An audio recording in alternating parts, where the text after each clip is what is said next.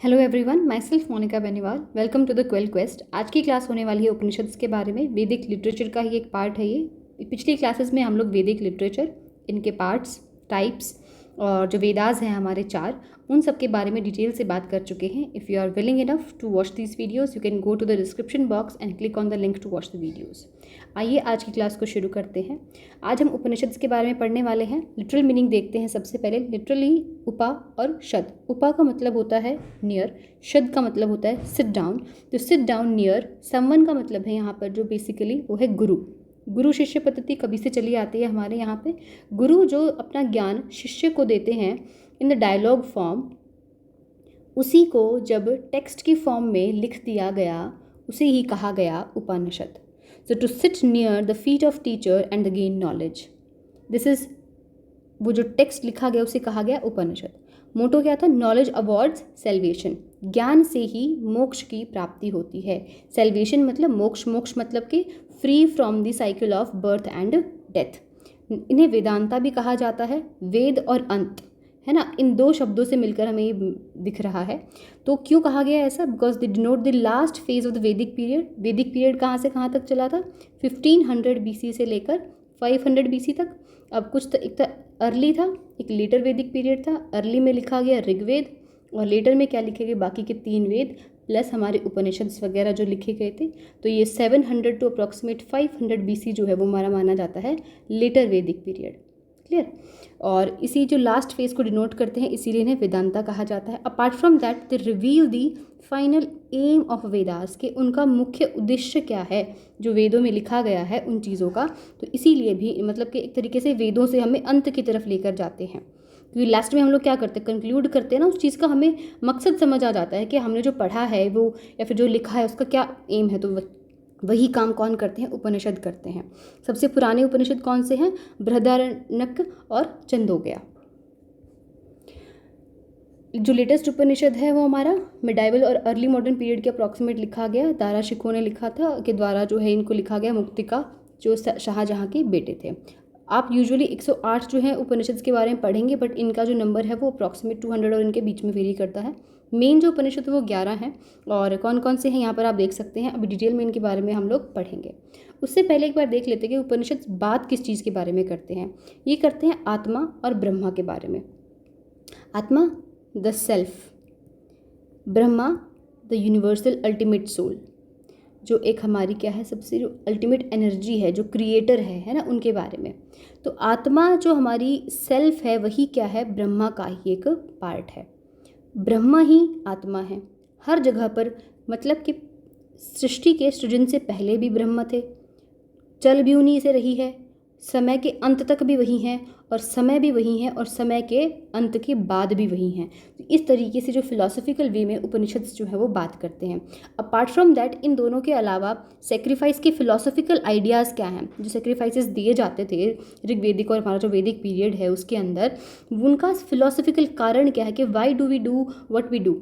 Body के बारे में, जो हमारा शरीर है उसके बारे में, यूनिवर्स के बारे में, इन सभी का जो फिलॉसफिकल आइडियाज़ है वो कौन बात करता है? उनके बारे में उपनिषद बात करते हैं। सबसे पहले देखते हैं ऐत्रेय उपनिषद। ये जो है कहाँ से है? ये किसका संबंध है इससे? ऋग्वेद से इसका संबंध है। सबसे पहला सवाल हमारा ये हो जाएगा। फिर देखेंगे हम लोग कि जो 4 महावाक्य हैं, जो कि पहला है आपका प्रजननम ब्रह्मा, मतलब कि कॉन्शियसनेस इज ब्रह्मा। क्या है कॉन्शियसनेस? देखिए, हमारे सबके अंदर एक चेतना है जो चाहे अनचाहे काम करती रहती है। हमारे क्या हमारा जो हार्ट बीट होता है, जो दिल धड़कता है, या फिर हम जब ब्रीद करते हैं, या फिर जो लंग्स के अंदर जो एयर का ऑक्सीजन ट्रांसपोर्टेशन हो रहा होता है, फिर जो रेस्पिरेशन, जो हम खाना खाते हैं उसको पचाने का जो काम है, क्या वो हम कॉन्शियसली कर रहे होते हैं? मतलब क्या वो हम कंट्रोल कर रहे होते? नहीं। देयर इज़ सम एनर्जी जो कि हर वक्त हमारा जन्म से लेकर मृत्यु तक काम पर काम करती रहती है। ठीक है? तो जैसे हम सो रहे होते हैं, क्या उस वक्त आपको वो हमारी लीस्ट कॉन्शियस स्टेट होती है। अभी तो फिर भी हम लोग ठीक है, हम अपने ब्रीदिंग पे कंट्रोल कर सकते हैं, but when we sleep can we control our breathing? No. But there is some energy जो उसको कंट्रोल कर रही होती है और जो उसे सर्वाइवल की तरफ ले जा रही होती है। सो दिस इज कॉन्शियसनेस, और यही क्या है? ब्रह्मा है। ये इस वाक्य का अर्थ है, जो कि ऐत्रेय उपनिषद में लिखा गया है, और ऐत्रेय उपनिषद का संबंध है ऋग्वेदा से। क्लियर? नेक्स्ट वाक्य क्या है? अयम आत्मा ब्रह्मा, मतलब कि ये अयम, मैं जो हूँ आत्मा है वही ब्रह्मा है।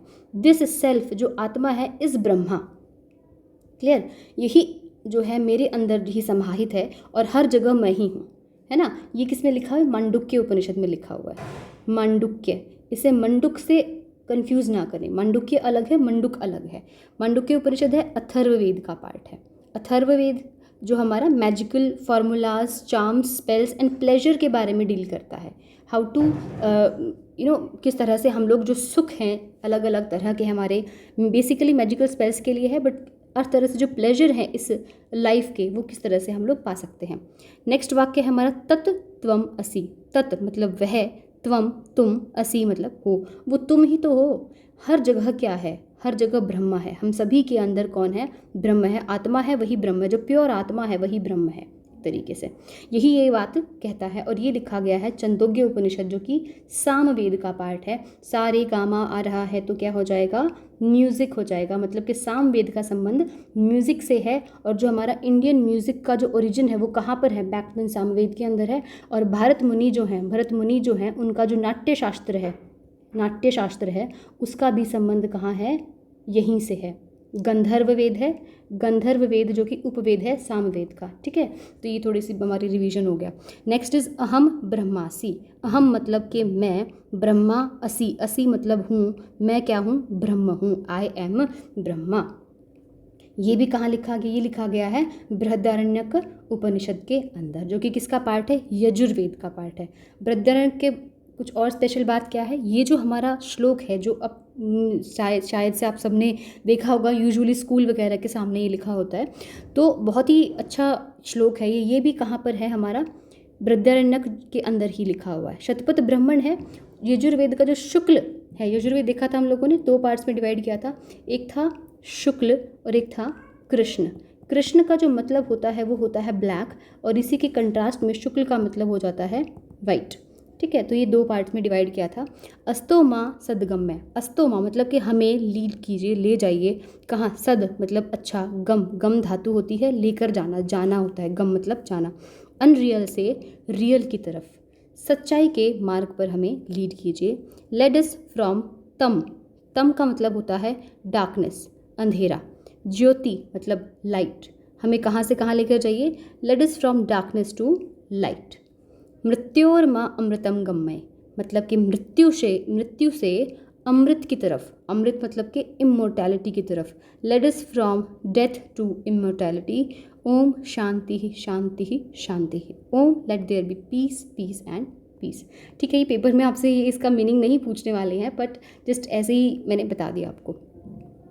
नेक्स्ट बात करते हैं तैत्तिरीय उपनिषद की। ये एसोसिएट करता है यजुर्वेद की कृष्ण पार्ट से, और ये जो हैप्पीनेस है, डिग्रीज ऑफ हैप्पीनेस जो हमारी डिफरेंट बींग्स जो है वो इन्जॉय करते हैं, वो फील करते हैं, क्रिएशंस जो हैं उसके बारे में बात करता है। छंदोग्य उपनिषद वन ऑफ द ओल्डेस्ट उपनिषद है हमारा, और इसका संबंध कहाँ से? सामवेद से इसका संबंध है।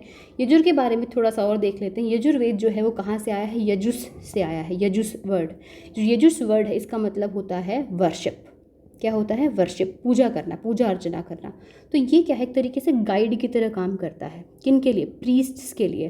प्रीस्ट कौन? जो उस वक्त सेक्रीफाइसेस और जो भी कोई भी परफॉर्म करना होता था उसके किस तरह से करना है, ये उनको डायरेक्शन देता है कि how to do particular sacrifice. ठीक है, तो एक तरीके से गाइड की तरह काम करेगा यजुर्वेद।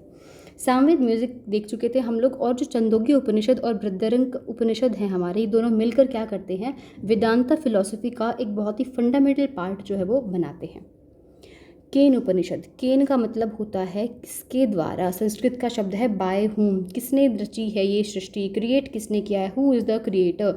ये सब बातें जो हैं कहाँ लिखी गई हैं? हमारी केन उपनिषद में लिखी गई हैं, जो कि सामवेद का ही एक पार्ट है, और इस ब्राह्मणा का ये पार्ट है, और इसीलिए इसको हम लोग तलावकारा उपनिषद भी कहते हैं। Next is Isha Upanishad, one of the latest मुख्य उपनिषद है ये, जो मौर्यन टाइम्स में अप्रॉक्सीमेट लिखा गया।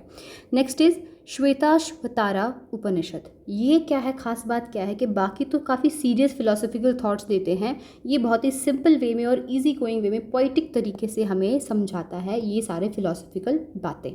नेक्स्ट इज कठो उपनिषद, या फिर आप इसे कथा उपनिषद के नाम से भी देखेंगे। कथा क्या होती है? कहानी। कहानी मतलब कि स्टोरी ना, तो स्टोरी से ही इसके अंदर है, स्टोरीज ही हैं। नचिकेता की स्टोरी आई होप सबने सुनी होगी। नचिकेता जो है वो एक ऋषि के बेटे थे और उनके जो पिताजी हैं वो क्या कर रहे थे, यज्ञ कर रहे थे, और जो उनकी जो भी गाय वगैरह हैं, हालांकि वो थोड़ी बीमार टाइप जो गायें थी, वो उनको क्या कर रहे थे, भगवान जी को चढ़ा रहे थे कि मैं आपको ये सब सेक्रीफाइस कर रहा हूँ, तो आप मेरी बात को मानिए, जो भी उन्हें मनवाना था। तो उनके बेटे ने पूछा नचिकेता ने कि पिताजी मैं भी तो आपसे बिलोंग करता हूँ, क्या आप मुझे भी जो है इसमें सेक्रीफाइस कर देंगे? तो वो गुस्सा हो गए, बोले मैं तुम्हें यम के पास ही भेज देता हूँ सीधा। यम कौन है? God of death. तो नचिकेता जो है वो यम के पास गए और 3 दिन तक, यम कहीं बाहर गए हुए थे, किसी को लेने गए होंगे, तो वहीं पर वेट करते रहे। फिर जब यम आए, उन्होंने देखा कि एक ब्राह्मण जो है उनके दरवाजे पे 3 दिन से बिना खाए पिए, बिना किसी आदर सत्कार के वहाँ पे वेट कर रहा है, क्योंकि हमारे भारत में अतिथि देवो भव का जो मान्यता है वो तभी से है। तो अतिथि थे वो उनको नाराज़ करना, एक तरीके से उनकी आवभगत ना करना इन्हें बहुत बुरा लगा, और एज अ कंपनसेशन उन्होंने कहा कि आप मुझसे कोई भी 3 वरदान जो है वो मांग सकते हैं। तो उन्होंने अलग अलग चीज़ें कहीं कि मैं अपने पिता के लिए, अपने लिए शांति मांगता हूँ कि जब मैं वापस जाऊँ तो मैं और मेरे पिता पीसफुल हों।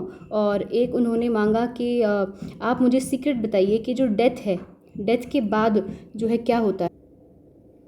और तीसरा उन्होंने मांगा कि आप मुझे जो फायर जो सेक्रीफाइस होता है, सीक्रेट सेक्रीफाइस है, वो मुझे बताइए आपके, वो कैसे करते हैं। तो उन्होंने सेक्रीफाइस बता दिया कि जो सेक्रेट सेक्रीफाइस है वो कैसे करते हैं, और पहला कि भाई मैं उनके पिताजी पीसफुल रहें, ये भी दिया। बट जो डेथ का जो रहस्य था, जो सीक्रेट था, वो उन्होंने बताने से उन्हें मना कर दिया। उन्होंने कहा कि आप कुछ भी और मांग लो, मैं आपको बता दूंगा, बट ये नहीं बता सकता। But he was quite impressed by Nachiketa, और at the end he told him about the secret of death.